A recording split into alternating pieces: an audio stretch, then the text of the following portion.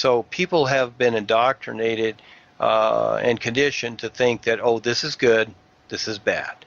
It's just a black and white world. No, life is bigger than that, and this is what we provide, because we have the real way out of cause and effect creation, the real connection. And as people start to have their own real side experiences, and from what you're sharing, Val, and others, they start to have a comparison and they start to see what's taking place.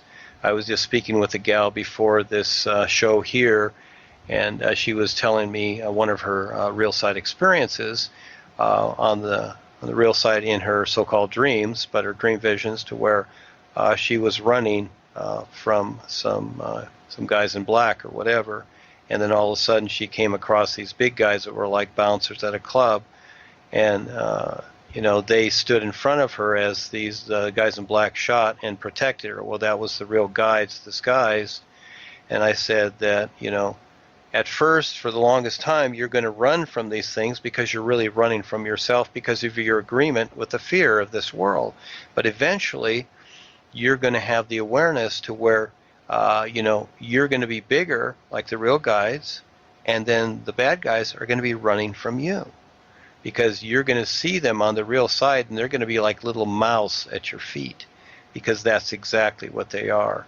And the world controllers, like I've said, they're more afraid than we are. That's why they created all this deception, because they don't want people to see what they're really doing, because they are afraid. And they don't have to be. They can free themselves also. They're thinking that their freedom lies in control, when actually they're really being controlled, by the influence that exists in this world, and they will have to come back and in worse body types. The body types will get worse and worse and worse. It's a downward evolution to where eventually they'll have hardly any consciousness at all in creation, to where they're just like sludge, because they will have decided this, and it's going to be a heck of a road getting back. So again, we're providing what no one else is. It is the real way out of creation, out of cause and effect creation right now. So simply waking up. Again, all the systems that are here on the earth, from political, religious, spiritual, educational, and scientific, and whatever else is invented, these are institutions basically. And you can prove this to yourself on the real side. And the old words that used to connect were and Hugh and amen and all these other phrases and cute little phrases. They only go to basically the astral, the lower astral realm. Basically now the reptilians have infected everything, and some people are just not waking up to it yet. It's like a person that has cancer but doesn't see it yet, but eventually goes to the doctor, and the doctor says, oh, you have cancer, and the person will go, well, gee, I didn't know that, I didn't see it. Well, of course, it's hidden, and people don't see from the real side. We are positioned with the real universal guides and the true reality, the all is, and so we see what's going on, and we're attempting to share this with the world. But at the same time, the world likes its resistance, likes its restrictions, and likes its personalities, and to worship gods. Anybody that's into worshiping and praying is under the Kalam God and the rule of creation and cause and effect karma, because there is no such thing as gods. There's only the all is, the true reality, the isness life is. And it supersedes everything, because it is life itself, and it actually decided creation as a simulator. But we each must go through this, like the chicken hatching out of the egg. So again, everything here has its quality to it, has its benefit when it's properly seen, but if it's accepted as a reality, then it becomes a distortion, it becomes a burden and a restriction, and again, then the person stays unconscious and goes into more lifetimes. So it is a huge journey, more so than this world has ever seen before. So again, we are wonderful worldwide educators. This is what we do. This is part of what we share. There is a lot more. Actually, the biggest adventure is with yourself. When you start to make the real connection with the new you, sing the new you, and let life show you. You can get your own answers, and we suggest you get into a group with some of the educators and start to learn and share your experiences. You'll learn a lot more. Do we have anything else, Chris, before we end this? Yeah, I was just gonna ask if maybe you could say something about the garnering of conscious and unconscious agreement in movies to ideas or events to take place. Okay, that's a fun one, Kelsey.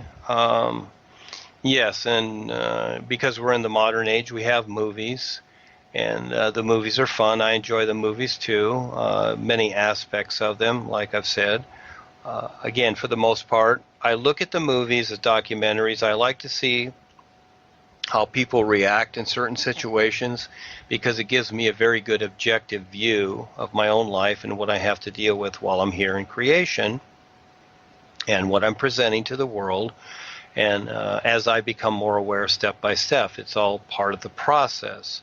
And so I objectively look at these things. And yes, today what we have movies that have a lot of subliminals in them. And this is what the public doesn't see. The public is rehearsed to basically see movies as entertainment. This in itself is a distortion. It's not real. It's not a real view, you might say, according to what is a benefit. In other words, when I say a real view, something that's a benefit to the individual, and actually the movies seem like they're a benefit, but they're really not for the most part, unless people are able to see what's really taking place. Just like in the world, it seems like the government is a benefit, but actually it's not. It's a hindrance, and it would seem like what the government is doing in certain things, or like the campaigning that's going on now for the presidency, is a benefit. Well, it's really not, because these are all actors and they're all paid very well. That's all it is. They're just paid actors. But those that don't see this, then it does not become a benefit to them. It's a benefit to me because I can see through the deception, and it helps me excel with my recognition of the is more so, because that's endless. Here it just becomes restriction. So in the movies themselves, the idea again is entertainment. So this is actually a distorted view that's been created. Most people do not know that Walt Disney is a very good example. He was actually a Mason and Illuminati, and he was funded by the world controllers, the One World Order, etc., to produce entertainment, to create entertainment for people. And today, basically all of the movies have subliminals in them, and most of these go to children, whatever, and as adults, we're children also. And this is where, even though many people know what's going on the surface world here consciously, unconsciously, they do not see how they're being controlled and manipulated and tap-lined. And this tap-lining is very, very interesting, and this correlates, itself with, the unconscious agreements that people have. In other words, as people unconsciously agree to what's taking place in this world, the reptilians can come in their dream body or their astral body and tap line them, hook up lines, just like Neo in the Matrix. I suggest people go to YouTube and see that part, Neo's Rebirth. It's about 4 minutes, where he gets all these suctions off his back. Well, that's exactly what it's like with a person's astral body, because everybody has 5 bodies, and this astral body and that tap lining affects the physical body to where it becomes diseases, illnesses, cancers, and even death. So there's a silver cord attached basically to all the bodies. This is where when people do astral projection, they don't realize that there's a silver cord attached. It's a matter of moving your awareness through the various bodies, projecting the body. That's a very valid experience, but you start to puncture holes in your personal aura, and you start to let these negative influences come in. Actually, Paul Twitchell talked about this in the early days. Paul was one of the real guides. He still is, with Rebus Artars, etc. These are real universal guides, and anyone can meet them on the real side. So yes, this subliminal bombardment that we're getting on a daily basis, and it's all over the place, is is a benefit to recognize, but if people don't, they are still the unconscious effect of it. And it's huge today because of the technology that's taking place. And again, you can see it with people walking down the street with their cell phones. They're basically hypnotized to these things all the time. And again, that's okay. I use the various means and technology, but I'm aware of what is taking place, and I have to deal with it too. I'm the effect of things here, but I am the conscious effect of it because I use my real awareness to focus on the all is, which supersedes creation itself, where most people simply focus on creation and creating ideas within creation that create more agreements to creation. And this is what, it's kind of like, a person being in prison and they continually build more walls around themselves so they definitely will not get out of their own prison. And so as a person keeps, creating ideas upon ideas upon ideas, and basically the marketed ideas from the system that controls people because they want everybody to be prisoners within themselves.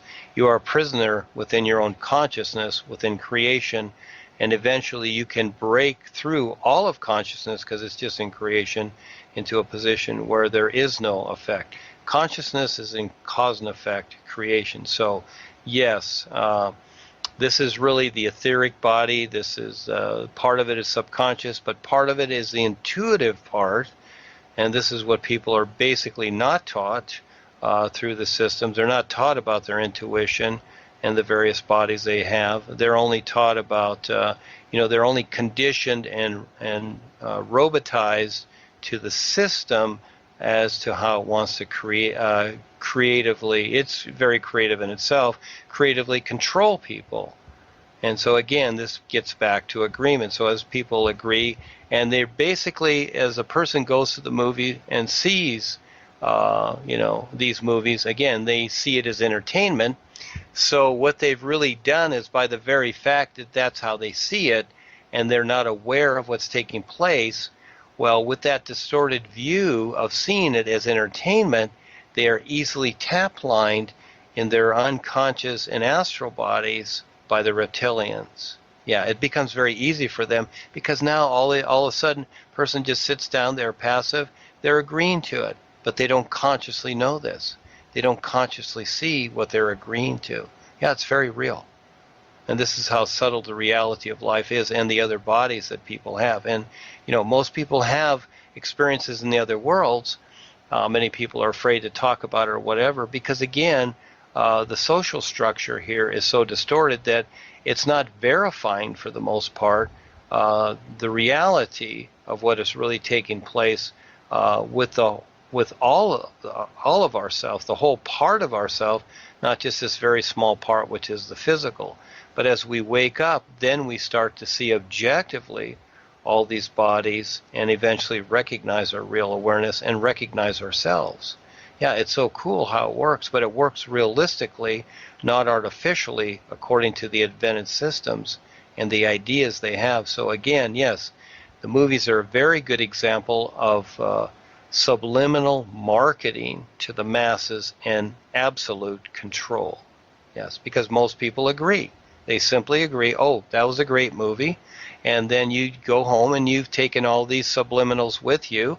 And when you go to sleep at night, you're in an unconscious position because you're not conscious of it.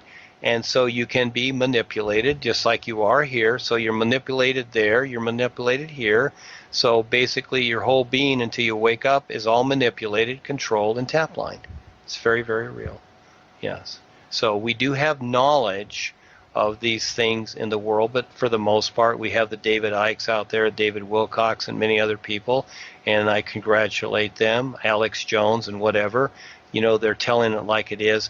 But basically it's a one-dimensional level. They do not know about the other levels, and they really do not mention tap lining or the real universe as the real guides or the all is, etc., because they're not aware of this. It's basically one-dimensional. So yes, people are waking up to a certain point, but it's just the first step. We have the position to wake up all the way. We have the new way out of creation altogether that supersedes everything, because we show people how to get their own answers from life and totally wake up. Yes. Yes, thank you, Kelsey. Yes, it's very real, and we see it all over the place. And yes, your videos are wonderful. You're sharing with people and showing them how to wake up. Yes.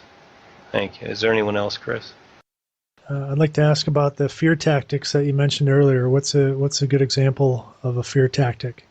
Well, that can actually be anything. The best examples of fear tactics that appear to be love and relationships, etc., especially whatever's created by the systems. When you see the politicians get up there and they do their speeches and they say their little jokes, and they're really subliminally talking to people.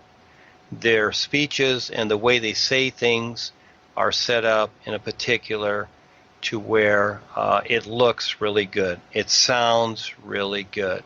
And they're going to convince their audience that, oh, this is what you want. It's just like some of the politicians are up there saying, oh, you want GMO food. This is good for you.